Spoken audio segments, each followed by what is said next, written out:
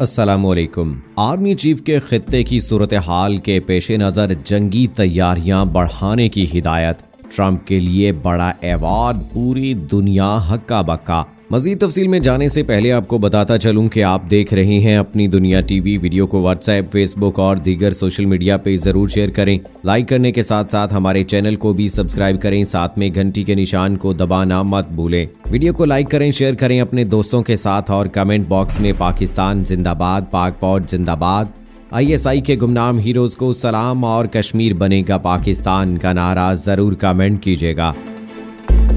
दोस्तों, army chief general Qamar Javed Bajwa ने खित्ते की सूरत हाल के पेश नज़र जंगी तैयारियों को बढ़ाने की हिदायत करते हुए पाकिस्तान मुखालिफ अनासर की तरफ से हाइब्रिड जंग जारी है। पाक फौज के शोबा ताल्लुकात आमा के मुताबिक army chief general Qamar Javed Bajwa की जेर सदारत जनरल हेडक्वार्टर्स रावलपिंडी में 235वें कोर कमांडर कॉन्फ्रेंस हुई, जिसमें कोर कमांडर्स को लाइन ऑफ कंट्रोल की सूरत हाल, मुल्क में टिड्डी दल, कोरोना, इंसदादे पोलियो मुहिम, सैलाब की सूरत हाल समेत इलाकाई सलामती और ऑपरेशनल तैयारियों पर ब्रीफिंग दी गई। तर्जुमान पाक फौज के मुताबिक कोर कमांडर्स को अफगानिस्तान अमन अमल, मगरबी सरहद के साथ बाड़ लगाने में पेशरफ्त और ऑपरेशन रद्दुल फसाद के बारे में भी आगाह किया गया।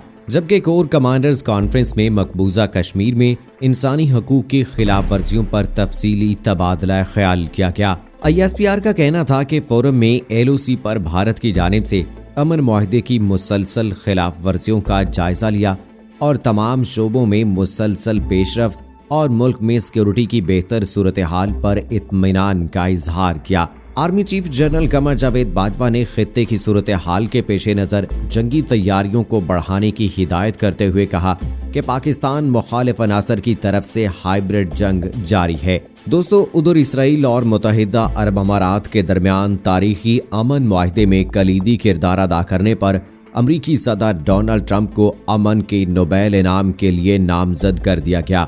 अमरीकी सदर डोनाल्ड ट्रंप का नाम नोबेल अमन इनाम के लिए नॉर्वे के रुकन पार्लियामेंट क्रिश्चियन टाइब्रिंग जेडी ने तजवीज़ किया है। उनका कहना है कि मेरे ख्याल से नोबेल इनाम के दीगर उम्मीदवारों के मुकाबले में डोनाल्ड ट्रंप ने अमन के क़याम के लिए बहुत ज़्यादा काम किया है। इसराइल और मुत्तहिदा अरब अमारात के दरमियान तारीखी अमन मुआहदे पर दस्तखत की बाज़ाब्ता तकरीब 15 सितंबर को होगी, जिसकी मेजबानी डोनाल्ड ट्रंप करेंगे। साल 2020 के नोबेल अमन इनाम के लिए अब तक 318 शख्सियात को नामजद किया जा चुका है, जिनमें से मुशावरत के बाद हतमी नामों का ऐलान किया जाएगा। टाइब्रिंग जेडी ने नोबेल कमेटी को लिखे गए खत में इसराइल और मुत्तहिदा अरब अमारात के दरमियान होने वाले अमन मुआहदे और मशरिक़ वस्ता के ममालिक के दरमियान ताल्लुकात में बेहतरी के लिए डोनाल्ड ट्रंप के किरदार को सराहा है। उन्होंने लिखा कि जैसा कि उम्मीद की जा रही है कि दीगर मशरिक़ वस्ता के ममालिक भी अमारात के नक्शे कदम पर चलेंगे, ये मुआहदा एक गेम चेंजर साबित हो सकता है जो इस खित्ते में ताउन और खुशहाली का बाब खोलेगा। ख्याल रहे कि ये पहली बार नहीं जब डोनाल्ड ट्रंप को नोबेल अमन इनाम के लिए नामजद किया गया है। इससे पहले 2018 में भी टाइब्रिंग जेडी ने ही ट्रंप और शुमाली कोरिया के रहनुमा किंग जानिब से उनके दरमियान होने वाली मुलाकात के बाद डोनाल्ड ट्रंप का नाम नोबेल अमन इनाम के लिए पेश किया था, ताहम वो जीत नहीं सके थे। नॉर्वेजियन रुकन पार्लियामेंट टाइब्रिंग जेडी ने कहा कि वो डोनाल्ड ट्रंप के हिमायती नहीं है, लेकिन माजी में अमन के लिए ट्रंप से कम काम करने वाले लोग भी इनाम जीत चुके हैं। इससे पहले 2009 में उस वक्त के अमरीकी सदर बाराक ओबामा को ओहदा संभालने के सिर्फ 9 माह बाद ही नोबेल अमन इनाम से नवाजा गया था, जिस पर काफी तनकीद भी हुई थी। उन नाक़िदीन में सदर डोनाल्ड ट्रंप भी शामिल थे। 2 साल पहले अमरीका ने मसला फ़लस्तीन के उन्वान से एक अमन मंसूबा मुतारिफ करवाते हुए फ़लस्तीन के दारुल हुकूमत यरूशलेम की तरफ से अमरीकी सिफारत खाने को मुंतकिल करने का ऐलान किया और फिर कुछ अर्सा बाद ही फ़लस्तीनी दारुल हुकूमत को गासिब सयूनियों की जाली रियासत इसराइल का दारुल हुकूमत करार देने का ऐलान कर दिया। इस ऐलान पर अगरचे दुनिया भर की अक़वाम और हुकूमतों ने अमरीकी सदर के फैसलों की मज़म्मत की और अक़वाम मुत्तहिदा की जनरल असम्बली में भी वाज़ेह अक्सरियत से इस फैसले को मुस्तरद कर दिया गया। अमरीका जो कि 200 साला ऐसी तारीख का हामिल है कि जिसमें सिर्फ और सिर्फ हमें दुनिया की दीगर अक़वाम के खिलाफ अमरीकी जारहियत ही मिलती है, कभी फौजी चढ़ाई के जरिए तो कभी ममालिक पर मोहलिक और खतरनाक जानलेवा हथियारों के इस्तेमाल से हजारों बेगुनाहों की जानें ज़ाय होती नजर आती हैं। चीदा चीदा ममालिक में पाकिस्तान भी सरे फहरिस्त रहा है कि जहां अमरीकी ड्रोन हमलों ने मुतादिद बेगुनाहों को भी कत्ल किया है। इसके अलावा इराक, अफगानिस्तान, शाम, लबनान, वियतनाम, हिरोशिमा, नागासाकी समेत अफ्रीकी ममालिक की फहरिस्त भी मौजूद है कि जहां अमरीकी जुल्म और जबर की दास्तानें रकम हैं। जुल्म और जबर की 200 साला तारीख रखने वाली अमरीकी रियासत हुकूमती फ़लस्तीन के मसले में भी सयूनियों की मददगार रही है और दुनिया के मुख्तलिफ ममालिक से लाकर बसाए जाने वाले सयूनियों की पुष्टपनाही रही है। फ़लस्तीन पर सयूनियों की नाजायज रियासत इसराइल के क़याम की भरपूर हिमायत करने वाली अमरीकी हुकूमत ही थी। आज यही अमरीकी साम्राज्य निज़ाम एक अमन मंसूबा बनाम सदीकी डील के जरिए सयूनी गासिबों को तहफ़्फ़ुज़ फराहम करने की कोशिश में है।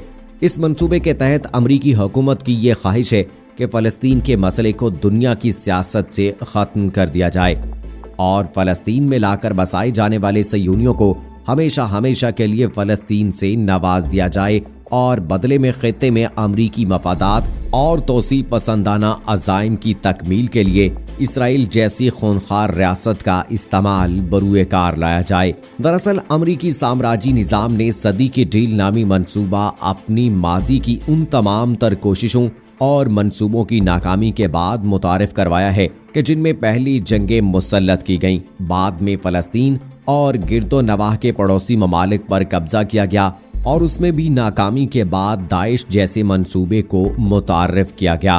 ताहम बाद अज़ां ये दाइश नामी मंसूबा भी खित्ते में मौजूद इस्लामी मज़ाहमत के बराक ने नाबूद कर दिया।